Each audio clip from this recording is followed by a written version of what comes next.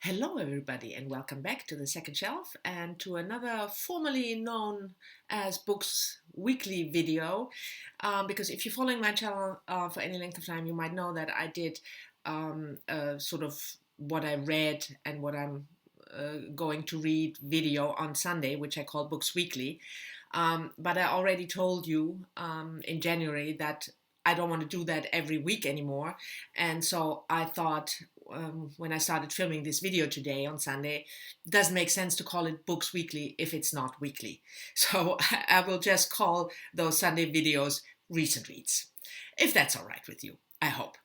And today I want to talk to you about 3 recent reads, and they're all debut authors because, as you might remember, one of the goals that I have for 2018 is that I want to read and discover more new authors. In other words, read debut fiction especially. And the first debut novel that I want to talk to you about is Kerry Andrew Swan Song. It was published end of January on the 25th. Kerry Andrew, you might know her. She's a performer and composer. She is a British author. She's about 40 now, and she studied classical music. And if you're interested, I love a lot of her pieces. So if you're interested, I'll leave a link down below to a performance of a piece by her by the National British Youth Choirs at the Royal Albert Hall, a piece she composed. So I knew her name as a composer, and obviously Kerry Andrew now ventured into fiction, and Swan Song, it's a debut, so it's her first novel. Now in Swan Song we follow a main character called Polly, a young woman in her early 20s, studying in London but escaping London together with her mother Lottie to the Scottish Highlands because something, we don't know at the beginning of the novel what, but something happened in London, something Polly did, or as we later learn, rather didn't do, that made her, full of guilt, and she escapes to the Scottish Highlands, as I said, with her mother Lottie. The first part of the novel, we learn, what kind of person Polly is. She tries to forget about what happened, mainly through alcohol. So there's a lot of cursing and drinking, and also sexual encounters. But there's also a lot of walking through the Scottish Highlands and finding it mysterious, especially when she meets a mysterious older, quote unquote, from her point of view, older man in his I would say mid-40s, Jim, who is kind of strange, who, when she first meets him, he is dissecting a bird. And he doesn't talk very much, and there's something in his past, something dark in his past that Polly wants to uncover. So the story is the relationship between Polly and Jim and what she discovers about Jim's past. Now, I did like the setting of the novel and the atmospheric description of the landscape and the Highlands. I'm not that much of a fan, but that's something really very subjective and personal. I'm not that much of a fan of, elaborate description of a young woman getting drunk every day. I find that boring, but that's probably because I'm old. My main problem with the novel is that the central plot, the hidden past, Jim's hidden past, is a mythological tale about a girl turning into a swan. Now, the problem is, if you know that, and the author uses this mythological tale as the surprise twist in the story, it's not a surprise and it's not a twist. And that made the book, how can I put it?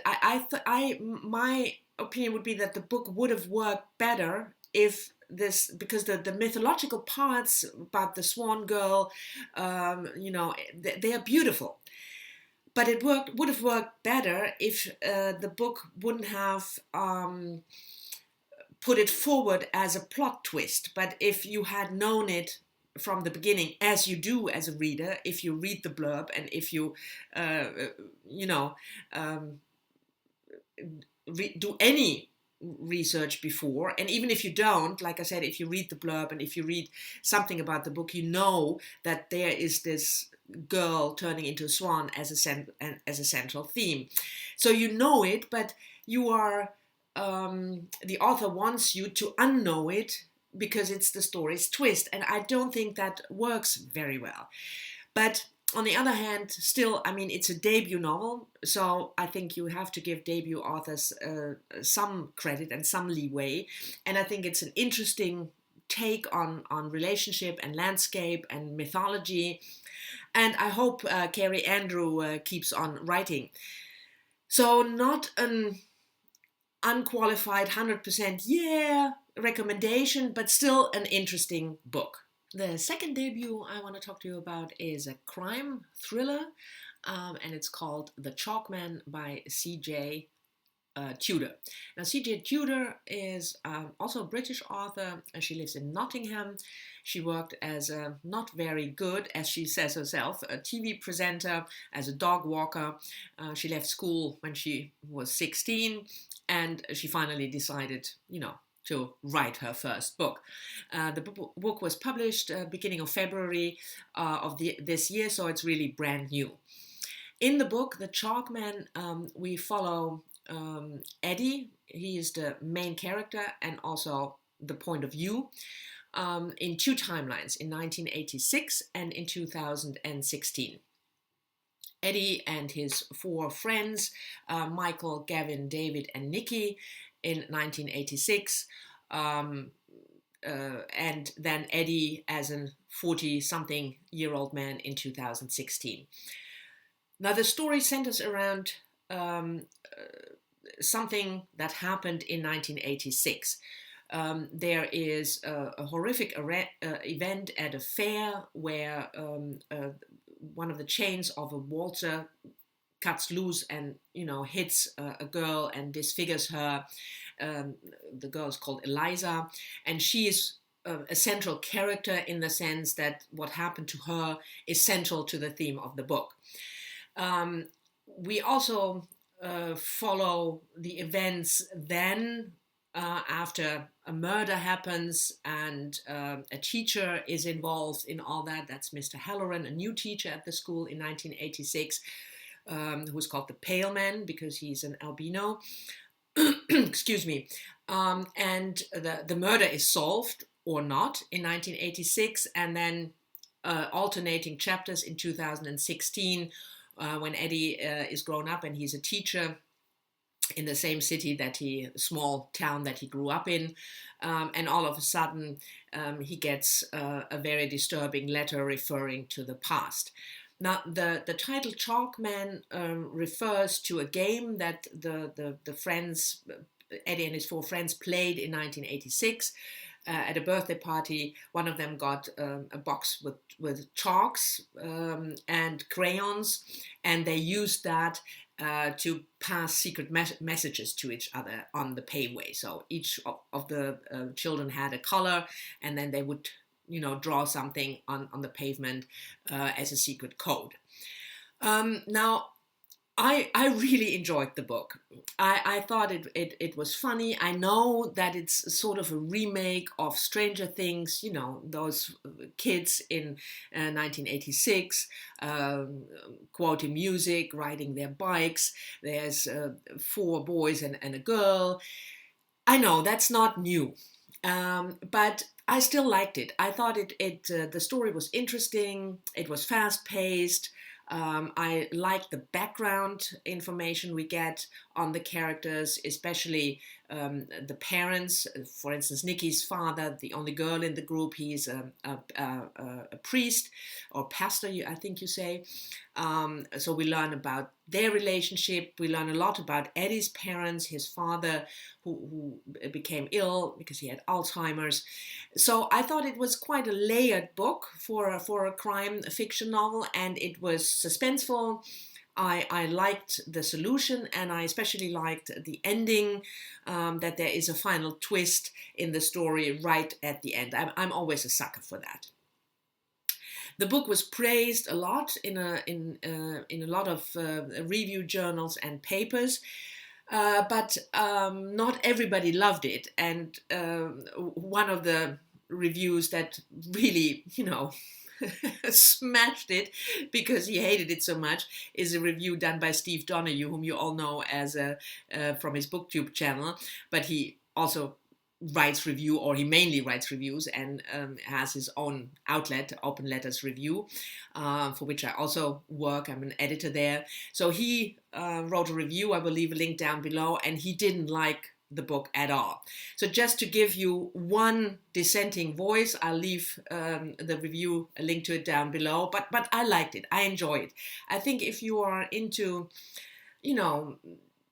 easygoing in a way, thrillers, with a twist and with some deeper going characters, you might like it as well. So sorry, Steve, I disagree. I just enjoyed the book. And the third and final debut for this video is science fiction. So we have quite a, good selection: literary fiction, crime, and sci-fi.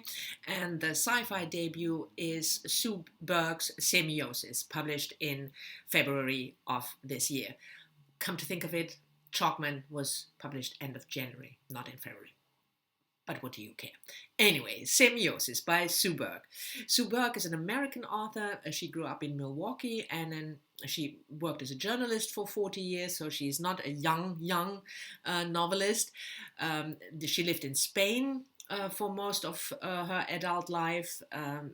She also translates Spanish, English, and she moved back to the United States 2 years ago, and now lives in Chicago. Now, semiosis, when you see the title, you will think semiotics. You will maybe think Umberto Eco, a language, and that's true because the book is a first encounter tale, and the main theme is communication with the alien beings. The setting of the book is on a faraway planet called Pax. The human astronauts who go there named it Pax. The astronauts escaped mid-21st century from the Earth as a group of first colonists, 50 colonists, who privately funded to establish a new life, a new human colony on this planet. They have to travel for 158 years or something to get there. Earth is war-torn and ravaged and not a good place to live, and these colonists have this idea to found a new human life on this planet in harmony with nature. The book is divided into 7 chapters, and it's a multi-generational tale. So in each chapter we follow a different generation. That's not true, because some chapters you have two chapters with the same generation. But anyway, it's 7 chapters. We follow 5 generations of colonists over a time of 100 years, roughly 100 years. It's quite clear from the start, from the opening of the book, that the planet, although it seemed very lush and easy to live there, because you have the atmosphere, you have a good plant life, you edible plants, but the opening of the book makes it clear that there is something dangerous going on the planet. And of course, the danger is the encounter with the original inhabitants. It's, as I said, a first encounter tale, but with a twist, because the aliens are not, as we know these human-like figures, but it's plants. Plants are the dominant life form on this planet, and as you can imagine, the communication with plants is quite difficult. So we follow this tale of these colonists over these 5 generations, because the plants want to fight the intruders. And they have quite good means to fight intruders. It also turns out that the human colonists are not the first intruders, the first aliens, because from the perspective of the plants, obviously the humans are the aliens. And I thought it was not only a very interesting take on this classical sci-fi theme, but even though I'm not that fond of multi-generational tales, I thought it was very well done, very engaging. You learned a lot about this planet and about how different generations look back on 2 or 3 generations before, how history is made. But the main theme is the clash between these 2 sentient beings, the humans and the plants, and a little bit about the other aliens. I thought it was very well written, interesting, a really good sci-fi book. If you're into sci-fi, I can certainly recommend it. I've also written a review for Open Letters Review. I will leave the link down below. But what I said there is what I said here. I liked the book. I thought it was a good way, a thought-provoking, fresh way of this first encounter tale. So I can certainly recommend this one if you're into sci-fi. So these were my 3 recent debut reads. Thank you very much for watching. I hope you've enjoyed it. Let me know down below in the comments whether you read any of the books or whether I could interest you in picking them up maybe, or whether you read any new books recently that you want to recommend to me. And I'll talk to you all soon in my next video. Bye bye.